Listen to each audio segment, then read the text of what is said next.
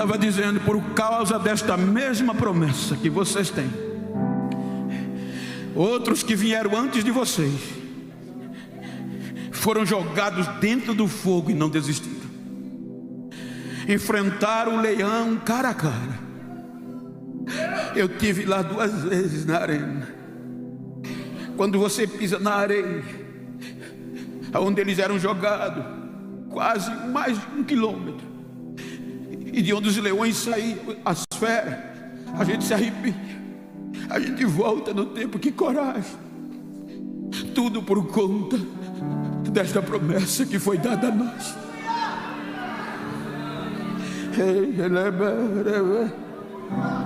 Aí chega o capítulo 12.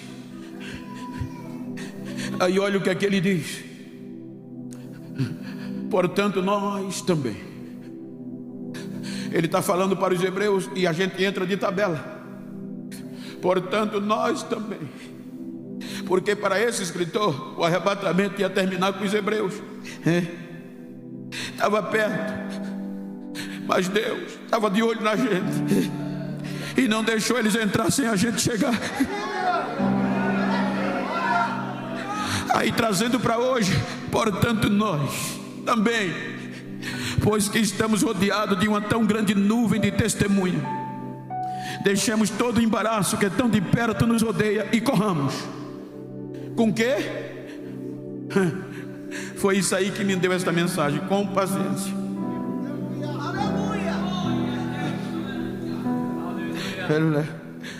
Este texto e aquele que ele diz: considerar isso, versículo 3, que Cristo resistiu à afronta dos pecadores,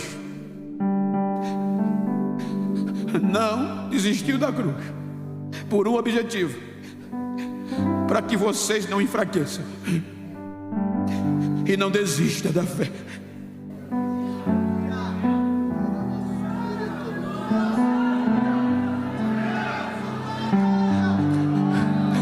Ele não aguentou o desabafo dos não crentes, dos pecadores, e não abriu mão da cruz que ele podia.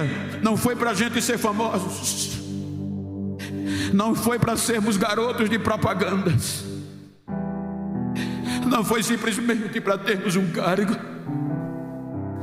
mas ele pede aos hebreus considerarem o que ele fez, para que vocês não enfraqueçam e não desistam. Aí eu me questionei: como alguém pode correr com paciência? Eu achei linda a criatividade do apóstolo, do escritor. Veja que ele está usando um termo olímpico naquela época, mas tendo em vista que cerca de 362 anos antes de Cristo, quando os gregos macedônios, por meio de Alexandre, dominou o mundo inteiro, e dominando o mundo inteiro, ele conseguiu impregnar naquelas províncias que ele dominava, sobretudo Palestina, a cultura grega, por meio de dinheiro, incentivos. Então os Jogos Olímpicos da Grécia, dali da Macedônia e de toda a região grega, vai se disseminando nas províncias que Alexandre conquistava.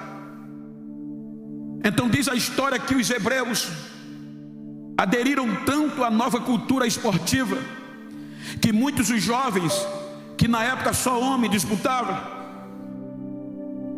aderem ao esporte olímpico.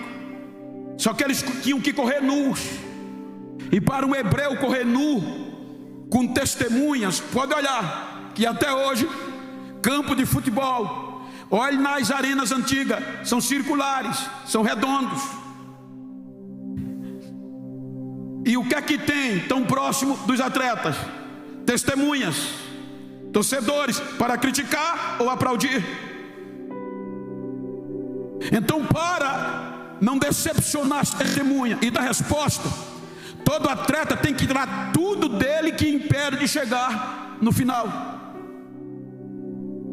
Então veja que os jovens hebreus, para correr, eles se envergonhavam, porque tinham o sinal da circuncisão no prepúcio.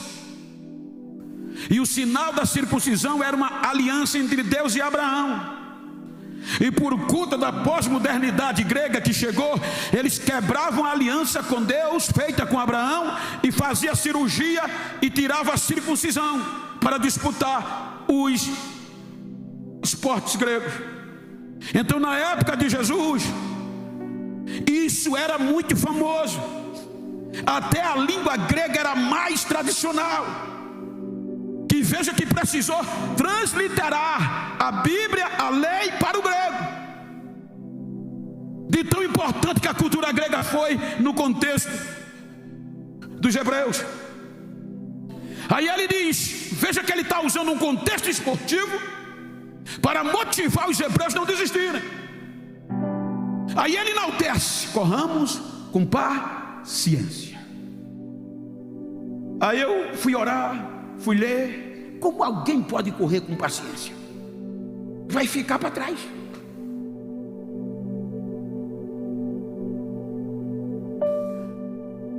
Aí eu fui para Romanos 5. O que era que produzia a paciência? Romanos 5, versículo 3.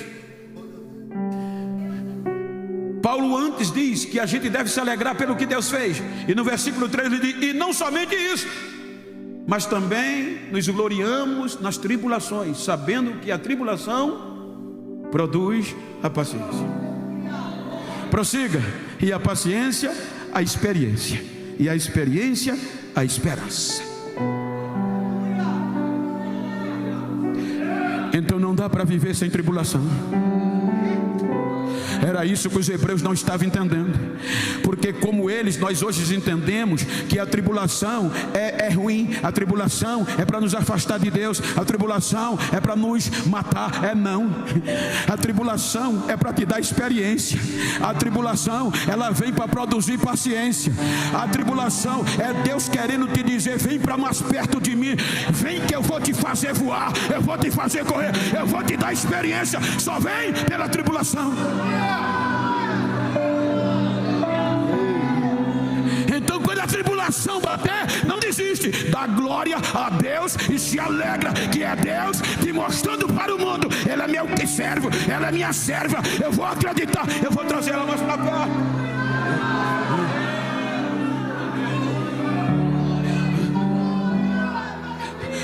Aí eu comecei a entender que a única corrida que se corre com paciência é a corrida de longa distância.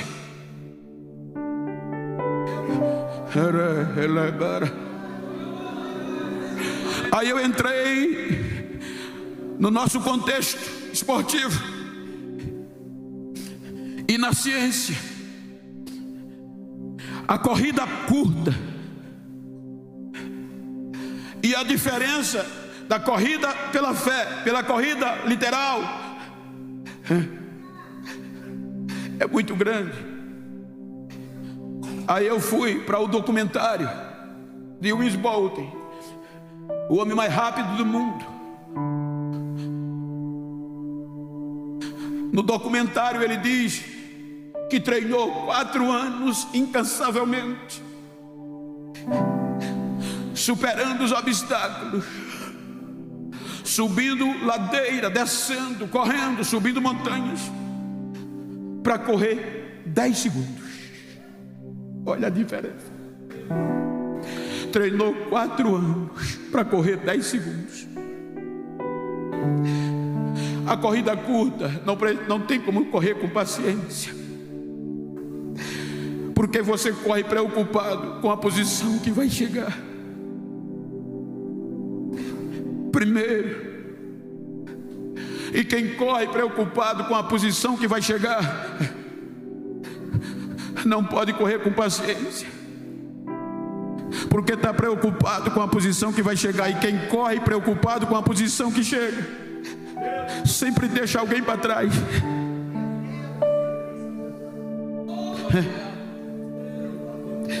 Ele quer chegar sozinho e, se possível, em primeiro. Aí eu disse: mas então eu vou entender a corrida longa. Aí fui para a ciência, e a ciência me mostrou que os pássaros migrantes, cisne, pelicano, gansos, esses pássaros migratórios, que uma vez por ano tem que voar cerca de 1000 quilômetros ou mais. Eles não voam preocupados com a posição que vão chegar. Por isso que eles só voam em formação, só voam em bando. Se é esse o termo, bando, não me foge a memória. É isso. Eles só voam em bando. Porque pode olhar que eles só voam em sentido V. Não é aleatório. Pássaro irracionais. A ciência diz que eles podem voar 1000 quilômetros, correndo, voando um atrás do outro. Mas quando eles se formam, primeiro ponto, eles economizam energia. Com a mesma energia que eles iriam gastar para voar 1000 quilômetros, quando eles voam em formação, eles ganham 70%. Então, em vez de 1000 quilômetros, só pela formação, eles voam 1700 com a mesma energia.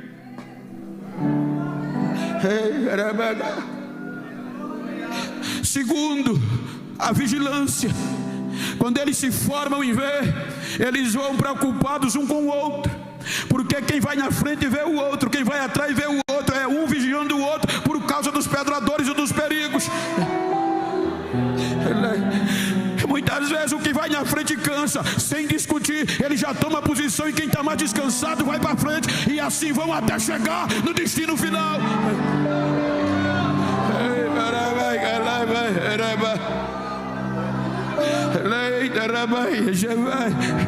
Diga para quem está ao seu lado: eu vou continuar correndo, sem perder você de vista.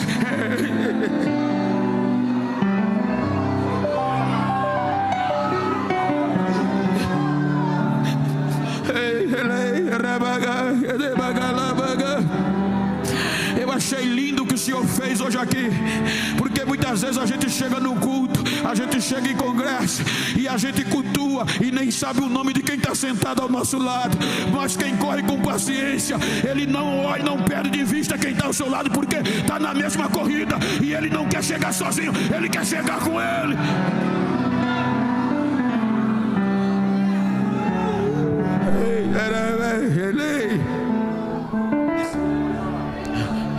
Mês de abril, eu fui pregar num congresso em Boston, Estados Unidos, e eu saí.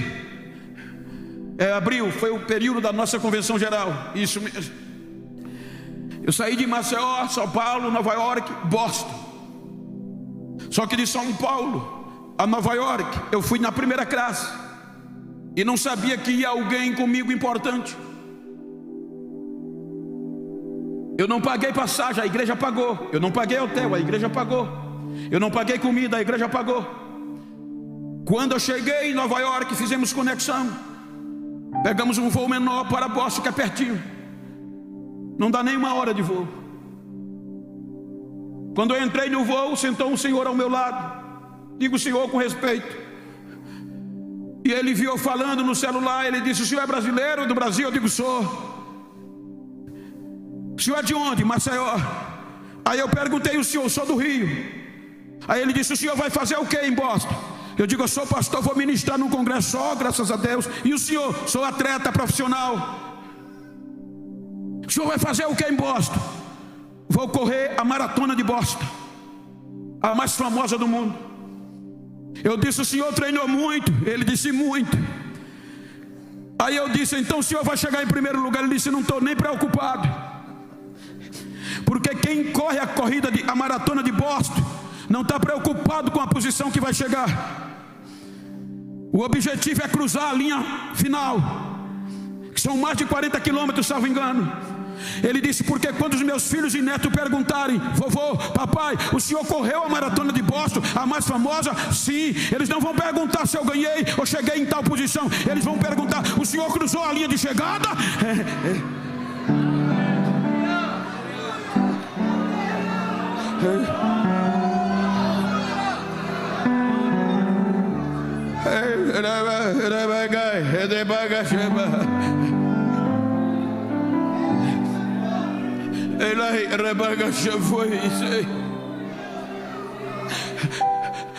O atletismo tem uma modalidade.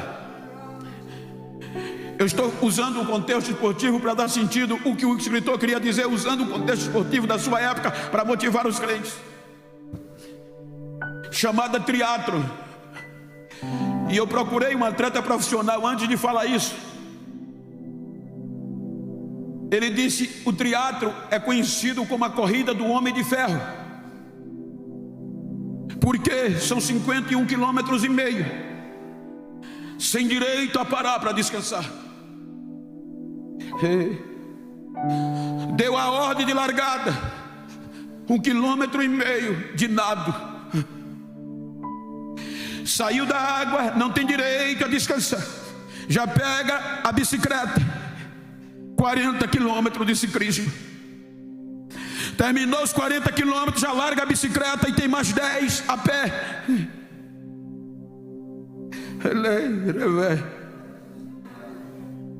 E por que é conhecida como a corrida do homem de ferro? É porque não estão preocupados com o primeiro lugar. Ser considerado homem de ferro não é um vencedor, é aquele que cruza a linha final.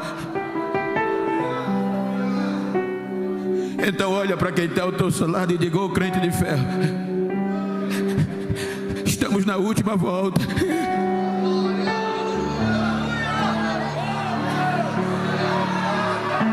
Você não pode desistir agora.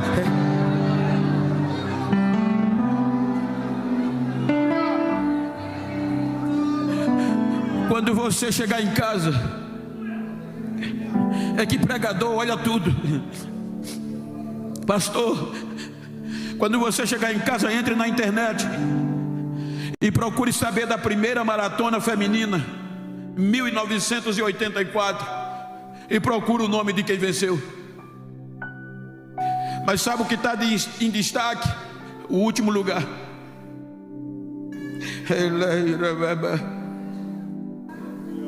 Por quê, pastor? Gabriele Anderson, uma suíça, Los Angeles, 1984, a primeira maratona feminina de longa distância.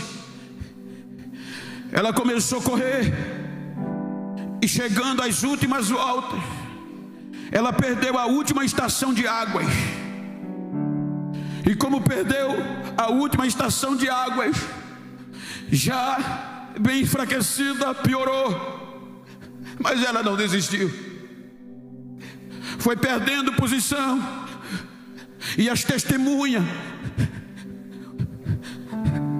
as pessoas não entendiam como ela ia se distanciando. Chegou uma hora na última volta que ela perdeu coordenação. As pernas já não obedeciam o cérebro. Os braços decaíram. Ela ficou num estado físico tão deplorável que só caminhava passos a passos. Mas a prova não podia parar, porque ela ainda estava de pé.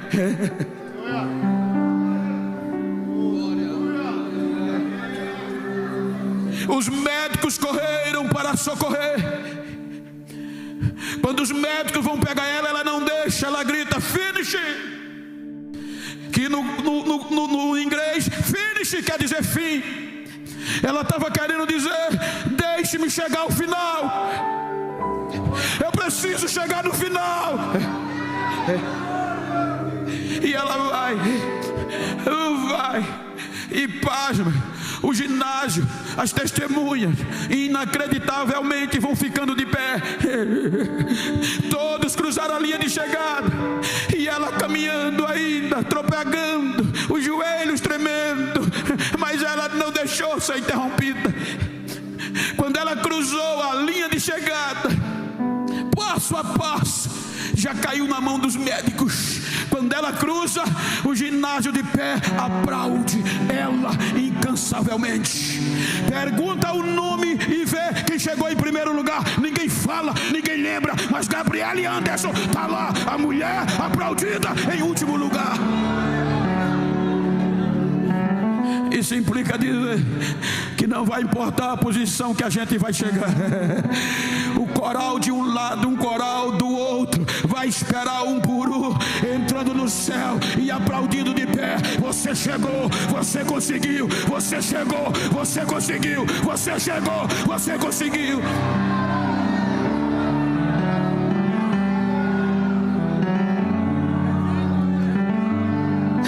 Os que motivam os atletas é o prêmio. E ele diz: olhe, vocês têm um prêmio superior aos terrestres. Qual? Corram sem cansar, olhando firmemente para Jesus, autor e consumador da nossa fé. Olhe para Ele, que vocês não vão enfraquecer. Confie nele, que vocês não vão desistir.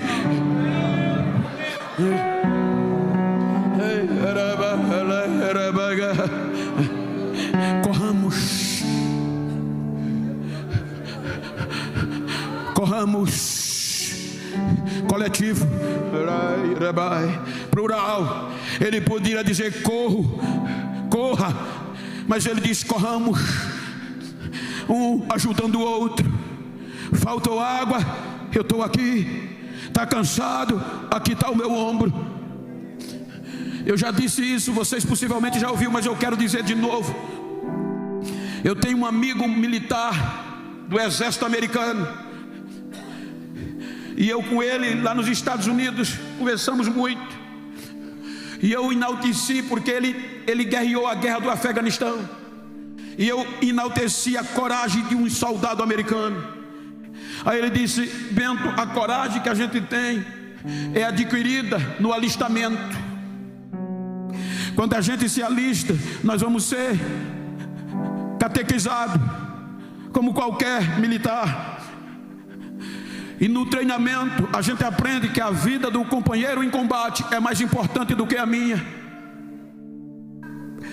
Então eu não posso combater sem me preocupar com ele. E se eu sou preparado assim, ele também é. Então eu estou preocupado com ele e ele comigo. Então muitas vezes diz a preparação: se eu ver que ele vai ser atingido com a bala, é preferível eu ficar na frente, dar a minha vida para proteger a dele. Não foi isso que Jesus fez? Aí ele disse: muitas vezes em um lapsus ele é atingido, e isso dói mais do que fosse nós atingidos, porque quando a gente olha, ele já está caindo, agonizando, o sangue correndo. Então a razão lógica diz: vai, continua, porque ele não presta mais. Mas a preparação, o treinamento diz: olha se ele respira. Quando a gente olha, ele está respirando, levanta, ainda serve, põe ele no ombro, ele vai ser tratado e vai voltar ao combate. Não deixa ele para trás, mesmo ferido, não deixa ele para trás.